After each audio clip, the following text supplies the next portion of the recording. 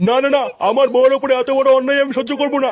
বড়া ঘরের ভিতর ঢুকে আমার বউয়ের ক্ষতি করে দিয়ে যাবে, এ আমি মেনে নেবো না।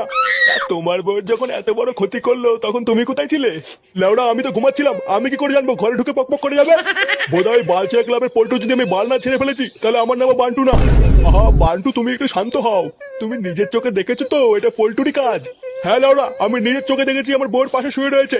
চোরের বাচ্চারা গাঁজা খেয়ে আমার ঘরে ঢুকে বউয়ের পুঙা মেরে দিয়ে গেছে, আমি লেওড়া ওকে ছাড়বো না। এ কি দাদা, এখানে কি হয়েছে? বাড়া ওই পাড়ার বালচা ক্লাবের পল্টু খানকির ছেলেটা গাঁজা খেয়ে কাল রাতে আমার ঘরে ঢুকে বউর সাথে পক করে গেছে। না না, আমরা এর একটা বিহিত চাই। লেওড়া আজকে গাঁজা খেয়ে ওর বউর গুষ্টির গার মেরেছে, কিন্তু কালকে যে গাঁজা খেয়ে আমাদের ঘরে ঢুকবে না তার তো কোনো গ্যারান্টি নেই। আমরা লেওড়া এর একটা বিহিত চাই, ওই পল্টুর গার মারতেই হবে। শুধু ওই পল্টুকে কারণেই হবে না, এর ভিতরে আমার ছেলেও আছে। লেওড়া আজকে সব কটার গার ভাঙবো। চলো ভাই সব, আজ এই বালচা ক্লাবে আগুন ধরিয়ে গায়ে মেরে দেবো। হ্যাঁ হ্যাঁ, চলো চলো।